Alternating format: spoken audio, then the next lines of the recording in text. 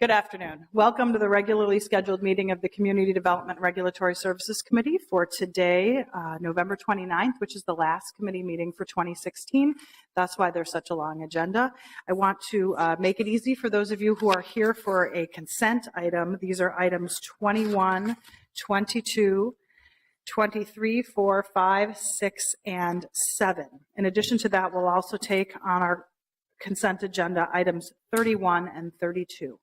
Are there any items on that agenda anyone would like to pull for discussion? I'll just note, Councilmember Sami, did you want to say something about item 24, please, which is the grant agreement with Hennepin County for the Cedar Riverside Opportunity Center? Yeah, thank you, Madam Chair. The Cedar Riverside Opportunity Center, which is a partnership between the city and Hennepin County, as well as a number of other entities, has been something I've been working on for the last 2.5 years. And we are, glad that it's coming to fruition. And I would like to thank Hennepin County and all the staff at the county, Commissioner Peter McLaughlin, and our good friend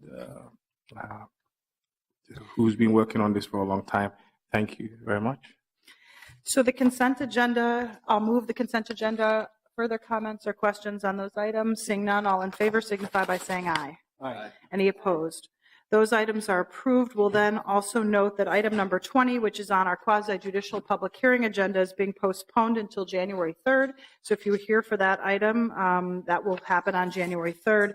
And I'll note that item number 30, which is a rental license denial, will come up during our quasi-judicial public hearing portion of the agenda, which will be after the presentations and land sales. With that, we'll start with item number 1, which is our annual Employment and Training Partner of the Year Awards, and I would invite Deb Helgen to come up to give the presentation.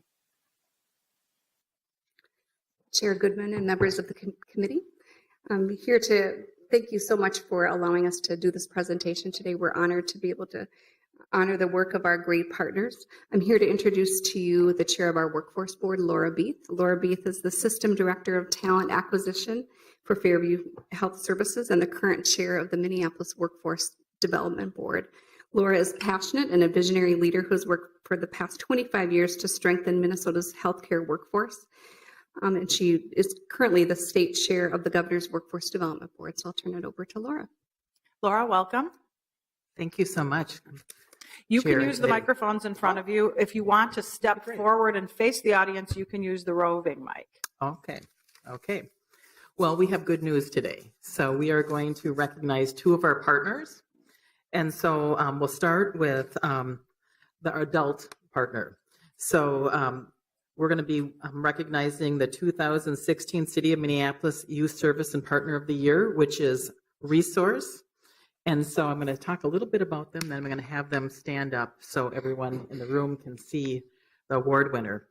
Serving the community since 1960, Resource is a full-service nonprofit that increases well-being through recovery, employment, and career advancement.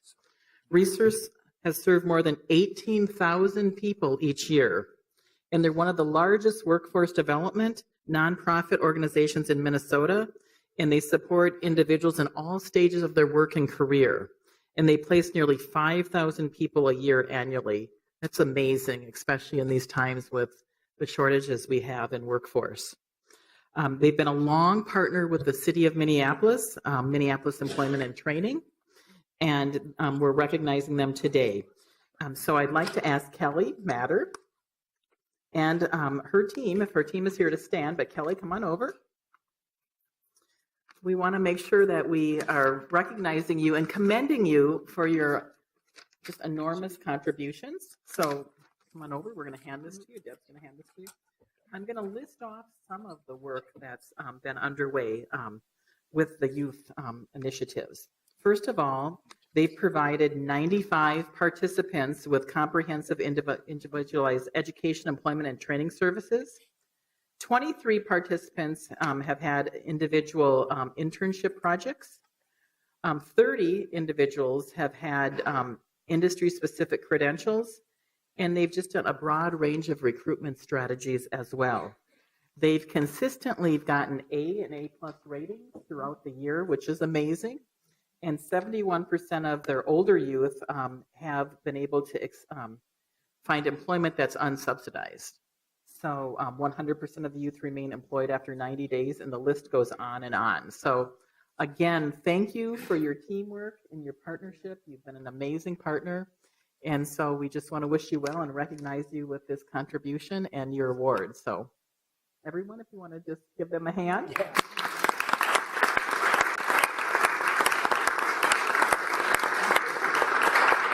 You don't, please step forward. We'd happy to have you make some comments. You don't need to use that microphone. Just speak into these. Perfect. Excellent. I would like to be brief, and I would like to invite Kia to join me up here. We brought someone who's received services from us.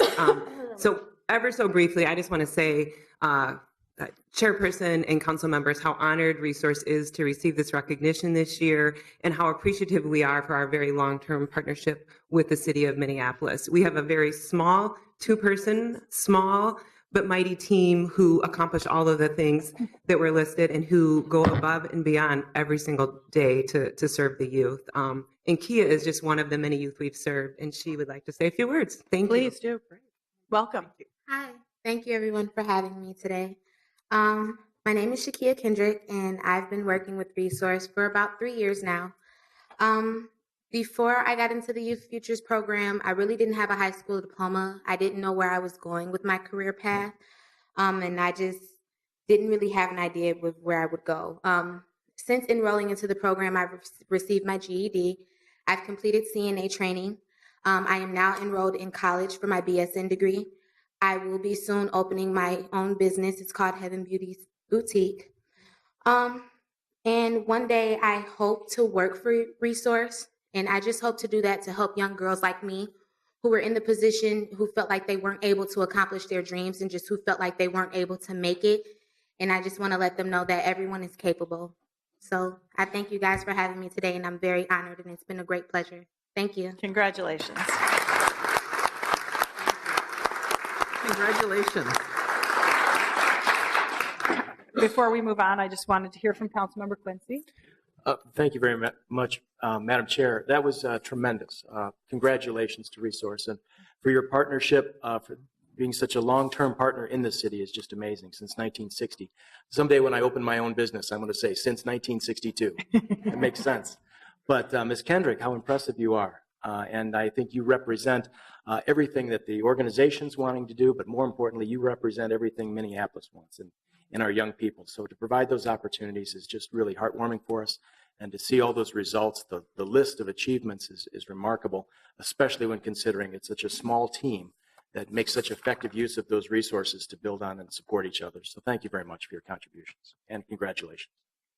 Thank you. Thank you. Now we'll go on to our second award winner. And so again, it's exciting to share the news.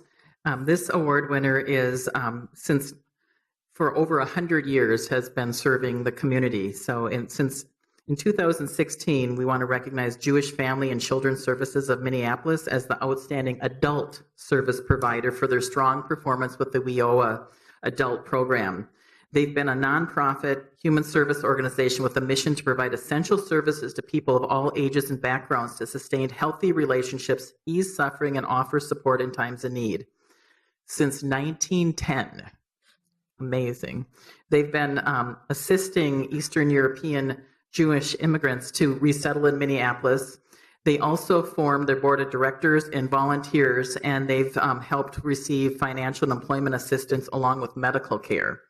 In 1914, the agency hired its first staff member to provide professional services to families. Since that time, they've expanded their staff from 1 person to 130. They had a handful of volunteers. Now they're at 900. And they provide a full spectrum of programs to address the crucial needs of over 16,000 people each year. They've provided enormous outreach, intake, eligibility, determination, and assessment throughout Minneapolis, and they've worked with Minneapolis Employment and Training for individual referrals since 2005. They've expanded their role to also provide WIOA adult case management services to low-income individuals who have barriers to employment. They've also, in one of my special areas, They've provided short-term training to focus high-demand healthcare career pathways, providing clients with better-paying jobs and well-defined career areas. They've had comprehensive vocational assessments, and they've developed training plans to meet each and individual client. They've had the extensive counseling, and they've helped their clients negotiate better salaries, and they've consistently had a performance of an A rating throughout the year. In 2016, they've had 20 customers successfully complete their training, and their average salary or hourly wage was over $14.30 an hour. That's an 18% increase from the time of enrollment. So again, congratulations. 90% of their WIA adult clients were persons of color. 48% had no education beyond high school or GED, and 36% were single parents. So we really want to recognize all their efforts. So I'm going to ask that Margie Earhart, Leah Temkin, Lee Truer, and Sheila Howard stand up, as well as the rest of their staff, to be recognized.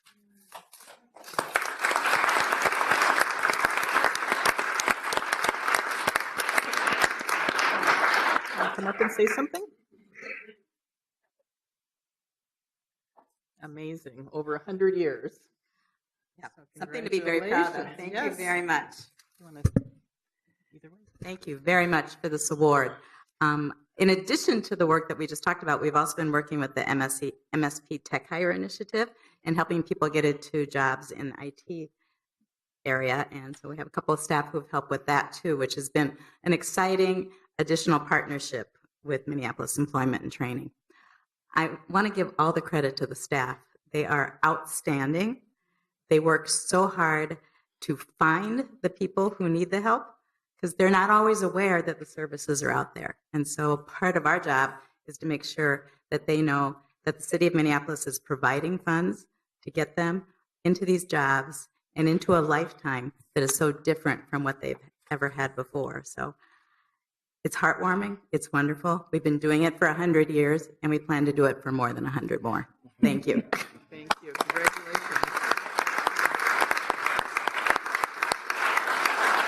So I just wanted to make a few comments about JFCS. As many of you know, I recently joined the board of JFCS. So while this is an award for a year's worth of work, and in many ways 100 years worth of work, it gives me great pride to be associated with an organization whose staff has really reached out to so many. And as I've learned more about the organization, I want you to know this is an organization that serves the entire community where there is need. It is not a Jewish-focused organization in any of these workforce, employment, training, tech hire, healthcare initiatives. This is for a program for people who are most in need, often in areas where the Jewish community historically was and has left. And so I think the connection to where the Jewish community started and the new immigrant and minority populations that have come after them and the work that they're doing to serve that population is really meaningful to the city, and I think to everybody in this room. We don't brag enough about the work that our partners do with the money that we're allocated by the federal government and is passed through to you to do this amazing work. I also just want to point out that the leader, Judy Halper, is here. If you just stand, Judy, one of the most respected people in services and in the service sector in the state of Minnesota, if not beyond. I appreciate your time in coming down today to support your amazing staff, who I understand, as we all do, even in our situation at the city, the staff do all the work. And we know that, and we appreciate your staff and everything they've done. So congratulations to you, and thank you for being here today.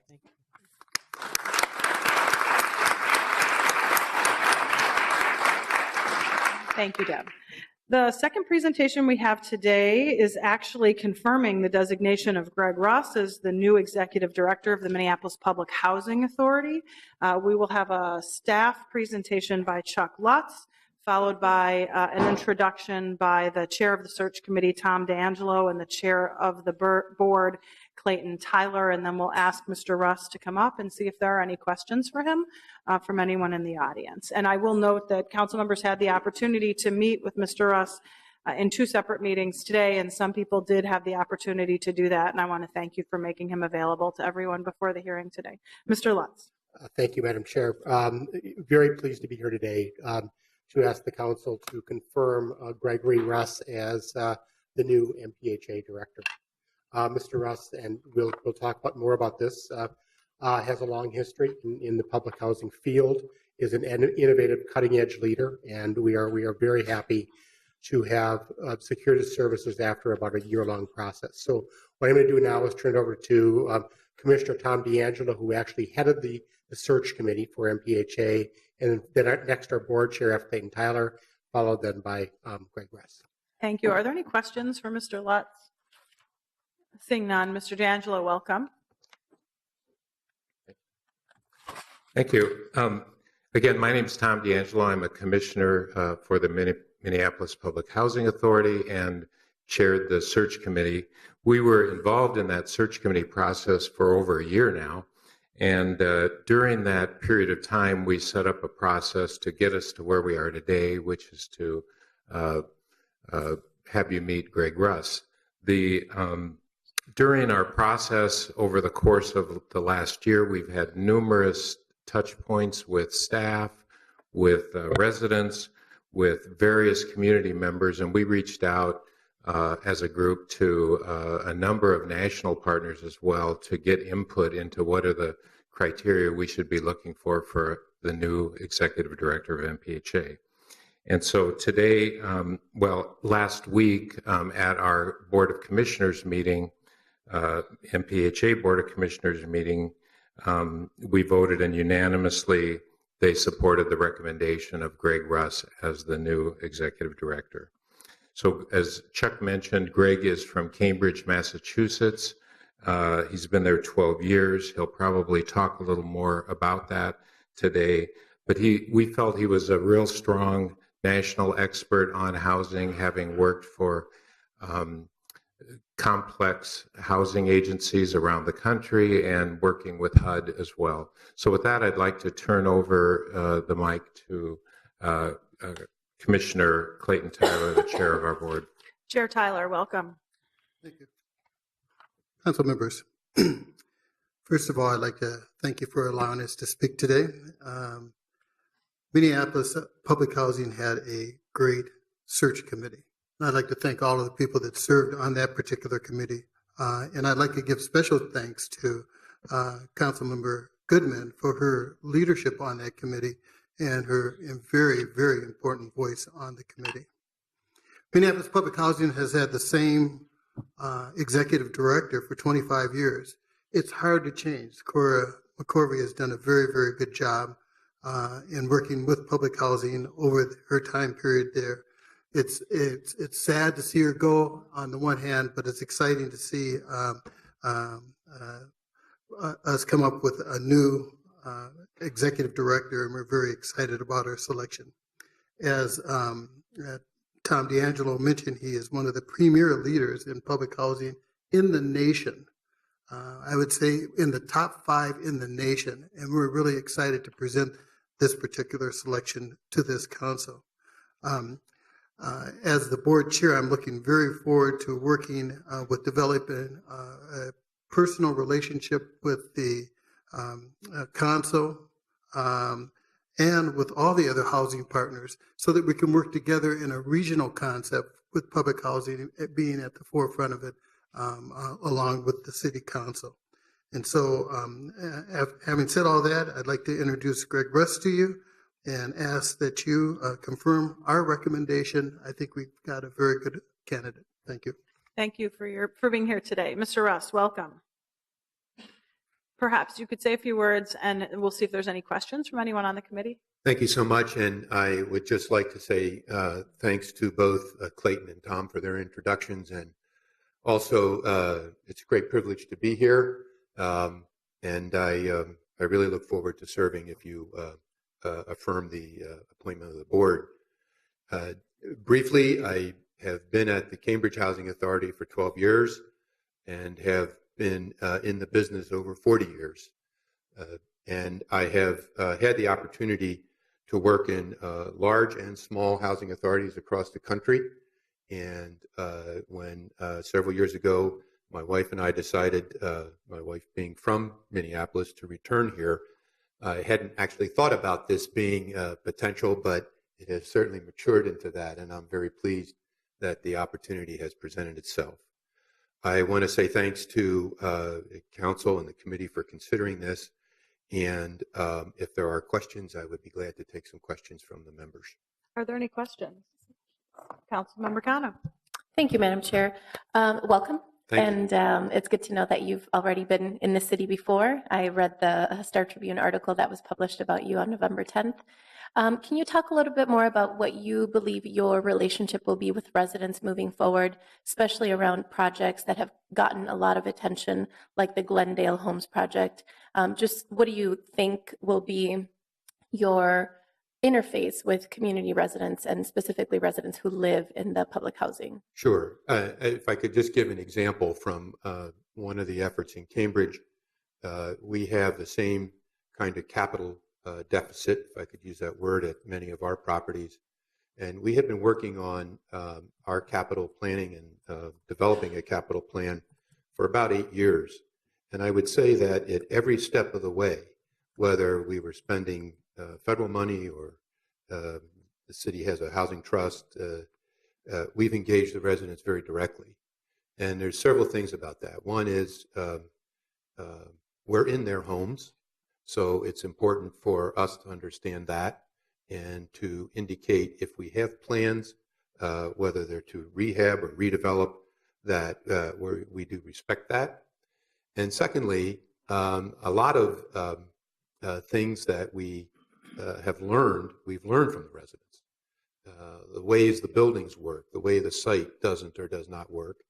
And the third thing is that we have taken a lot of steps to make sure that the residents understand exactly what it is we're trying to do in order to raise the capital funds that we're trying to invest in these units. And that means meeting with them both in small and large groups, meeting with them at their properties, meeting with them at offices, and engaging them in a conversation.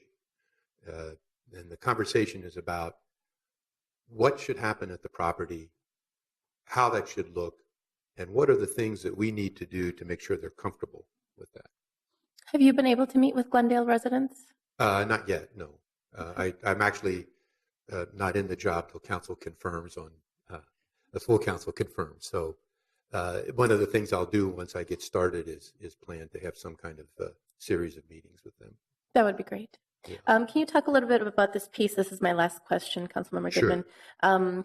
There's a component here about the aggressive use of the federal rental assistance demonstration program, which allows agencies to convert public housing to privately owned,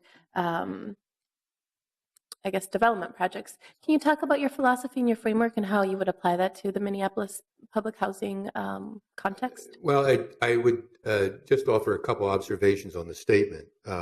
Cambridge is moving its entire portfolio out of public housing into the rental assistance demonstration. And the reason we're doing that primarily is to raise capital to invest back into the properties. Now, in order to do that, it is true, we do have to take on a private partner, but that does not mean that the housing authority gives up control of the site or the ultimate control of what happens at that property. In other words, when we make this investment, we're actually thinking in terms of a 40-year investment, and that property is not lost for low-income families, that it's retained. And without getting into the details of these real estate transactions, our reason for using the rental assistance demonstration is that we had properties that were in great needs. Senior buildings, for example, family sites, and we could not raise the kind of capital that we needed to raise without using RAD. I might take exception with the use of the word aggressive in the sense that it really was our only path.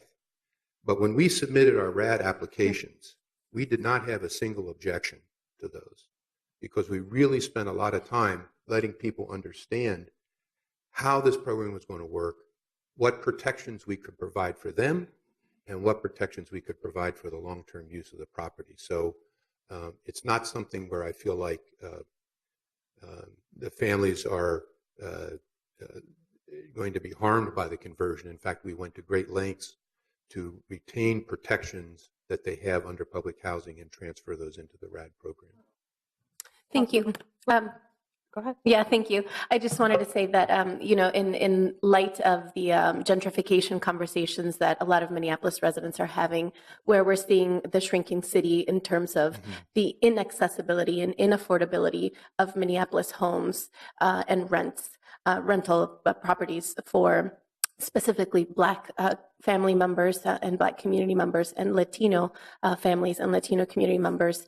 I am really interested in trying to figure out how to retain and protect that affordability, and not only retain it and protect it, but actually grow it, because we know that families have always been paying more than 30% of their income on housing. So it's not just sort of figuring out how to cap rents.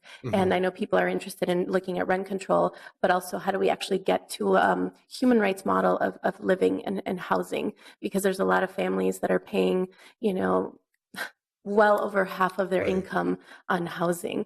I meet families who make, $12,000 a year, and they're paying $900 a month for a 1-bedroom, and there's probably 4 of them in there.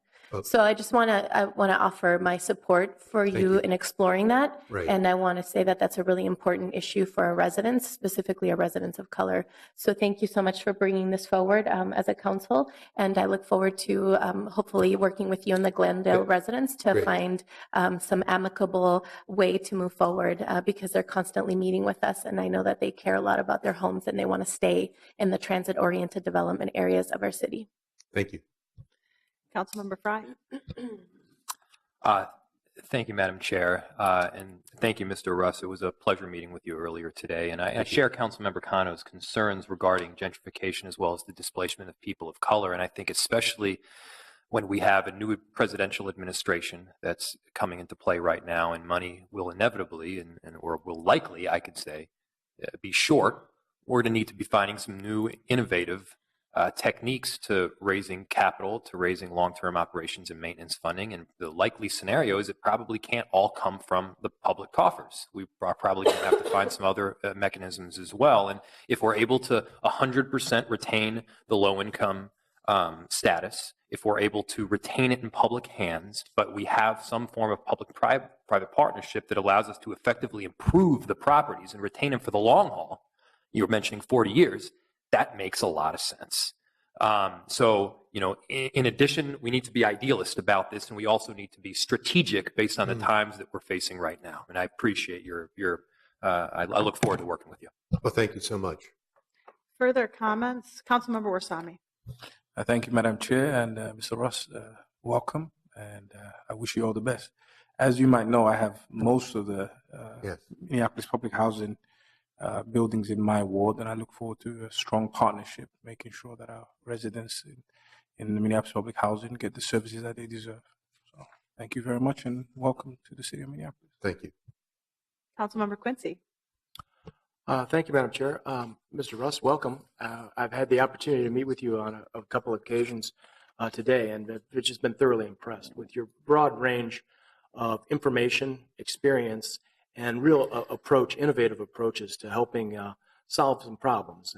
As we all know, this is just a part of the process and of the continuum of care that we're offering throughout the city, and housing is fundamental to this council and this mayor and how we operate.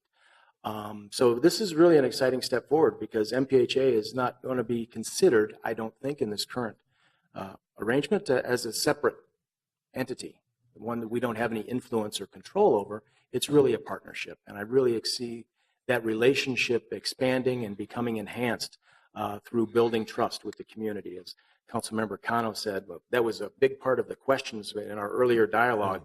How do you go about that? How do you build that relationship? And you had some concrete examples of how you built that in all of your housing authorities that you've worked with.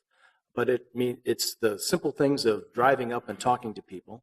Yes. It's the really important thing that you mentioned earlier about recognizing you're in their home. Yes. It's not your house that you're letting them stay at. It's their home. And that's that fundamental approach that I think is going to be really important. It's not just about having big meetings and rallies. This is really having private conversations and dialogue to make them feel understood, make them heard, as well as feeling a part of the process. So I'm very much looking forward to what you're you're able to do and as you evaluate the portfolio of public housing, as you evaluate the operations in the extensive business lines, whether it's project-based, whether it's scattered site, whether it's the high rises or simple Section 8 vouchers. This is all part of the package of how we're serving our residents, and we're looking forward to your leadership in this area. Thank you very much. Thank you. I am going to move that the City Council confirm the appointment of Greg Russ. I do want to make a couple of comments. First, I want to thank Tom D'Angelo, Clayton Tyler, Chuck Lutz, and the members of the Search Committee, as well as the Public Housing Authority Board. I'll note that the Public Housing Authority Board has residents on its board who also voted to affirm your confirmation last week. Our Search Committee also had a resident on it, and she was just wonderful to work with, which is just proof that public housing residents have a lot to offer in the management of their buildings and the operations of their buildings, because for them it's home. And I really appreciate the interaction the board has focused on in terms of involving residents in your leadership as well as in your selection process. Public housing is not about buildings. Public housing is about people. And it's about people across the entire spectrum, not just the people who live in the units, not just the people who manage the units, but the neighbors, the broader community, the city, and our region. And public housing for us is part of the continuum of housing in our community that I believe, in order to get to Councilmember Cano's question about how we strengthen our community and make sure that those lowest income people do better, is to make sure we can preserve their housing. And this part of the continuum can do better and will do better, just like all of the pieces of the continuum can do better. But this is a place where right now in our city's history, there is a crisis for very low-income people. And we really need to work together better than we ever have before to figure out how to make housing about people, not about buildings, and how to bring people together in order to understand that everyone around them has their own special, unique set of circumstances that we might not know anything about, but we know they're our neighbors and we care about them as a result of that. So I was very honored to participate in the process. I think the outcome has been exceptionally good, and I commend the Public Housing Authority Board of Commissioners for doing the one most important thing that you were asked by us to do, and we confirmed you, which is figure out who the next leader of the organization is and to support that leader in a planning process going forward so that we can make sure we remember housing is always about people. Further comments or questions?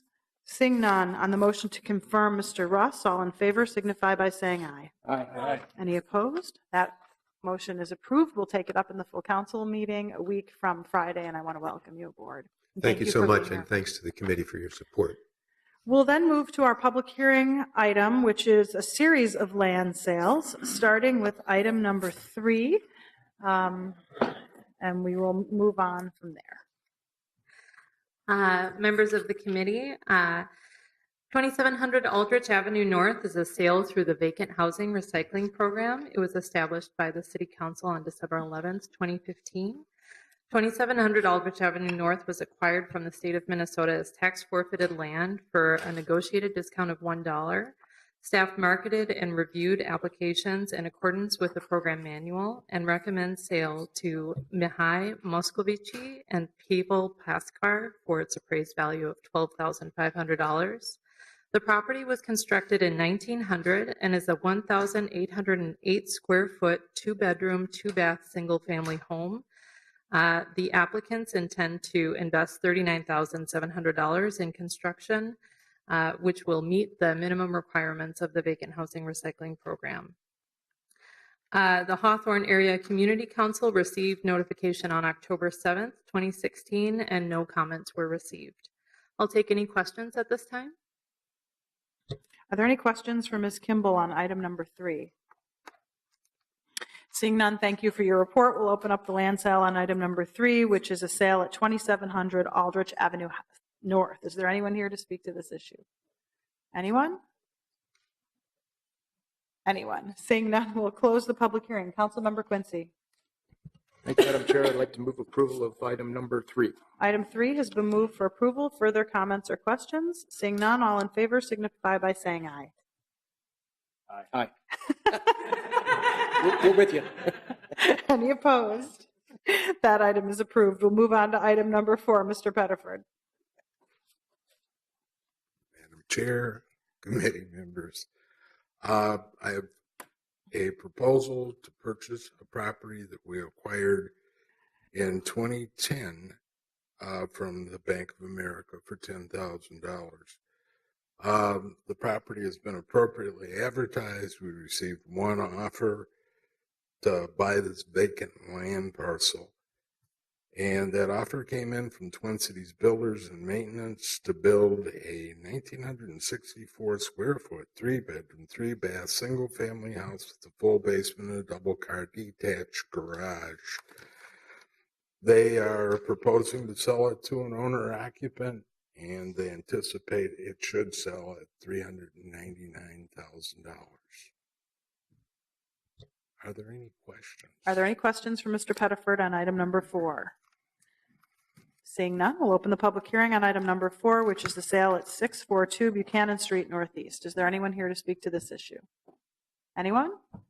Anyone? Seeing none, we'll close the public hearing. Councilmember Quincy.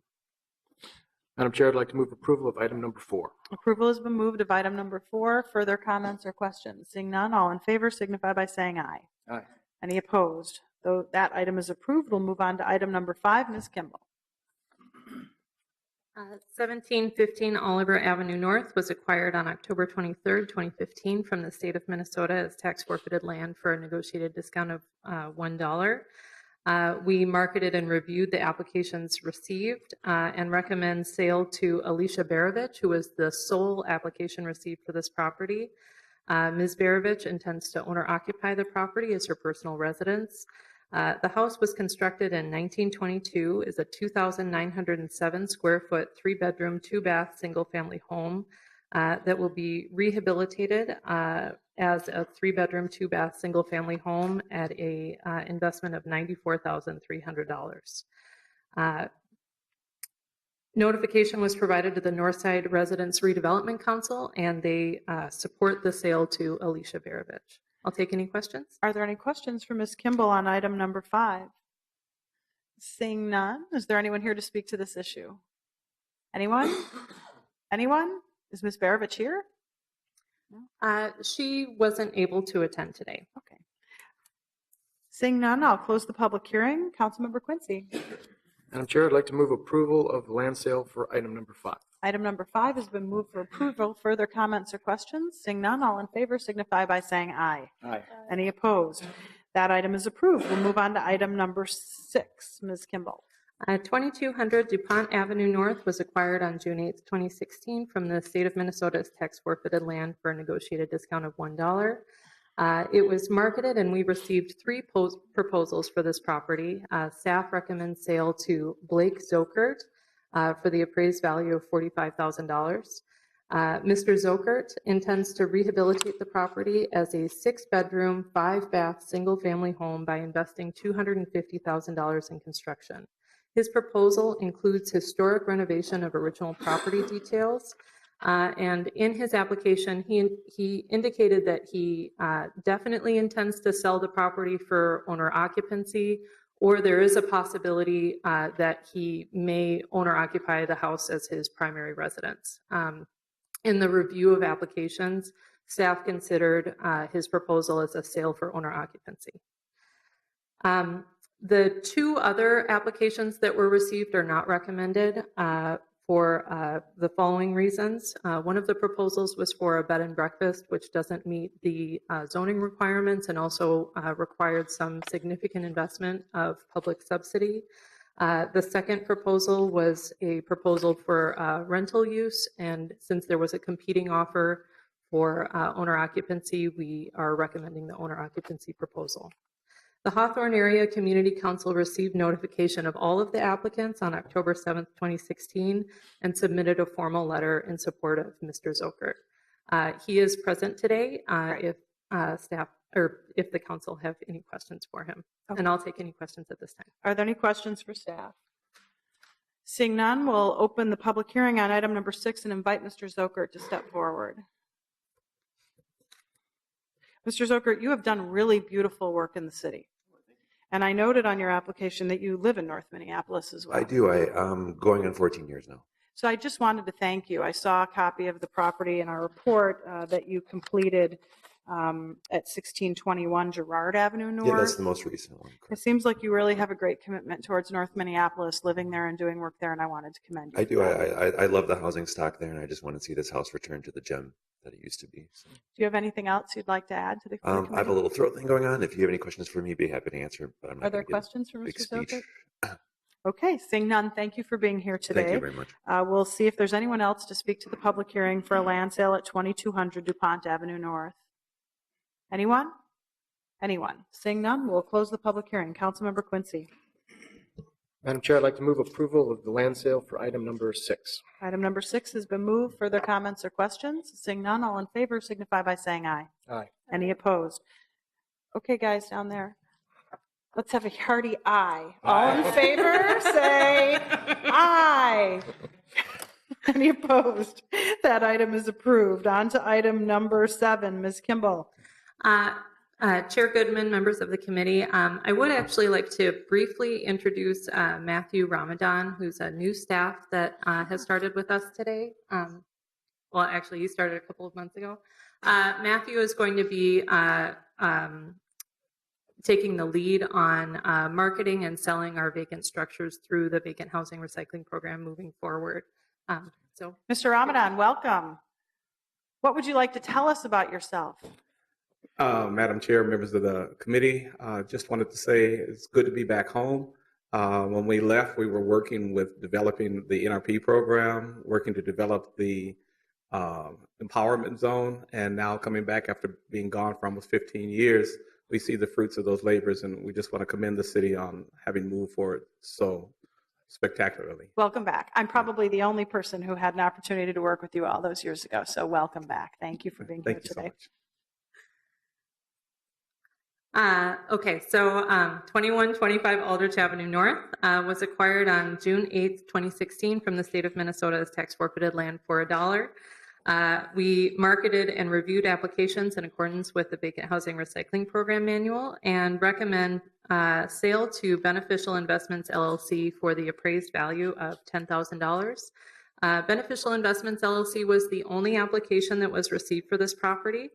It was constructed in 1896. It's a 3,803 square foot, 7-bedroom, 2-bath duplex that Beneficial Investments LLC intends to rehabilitate by investing $123,650 in rehabilitation.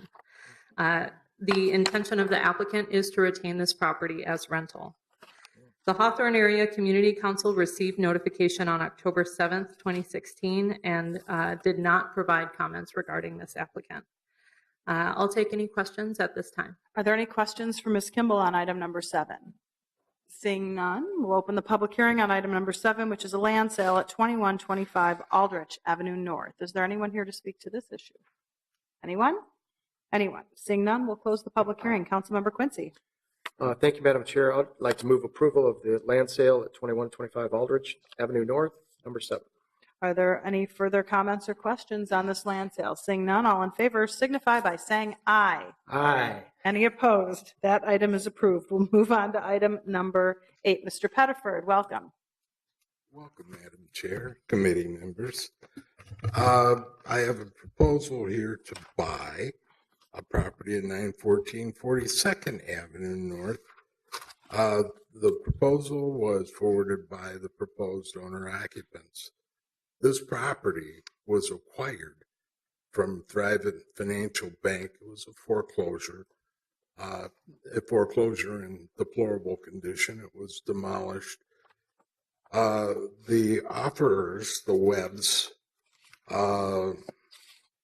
proposed to develop a single-family house there with 2,000 square feet, 3 bedrooms, 3 baths, full basement with the double-car detached garage, which they will own and occupy. They have selected Smart Homes as their builder, and they are quite anxious to move forward. Their financing has already been approved. Great. Are they here today?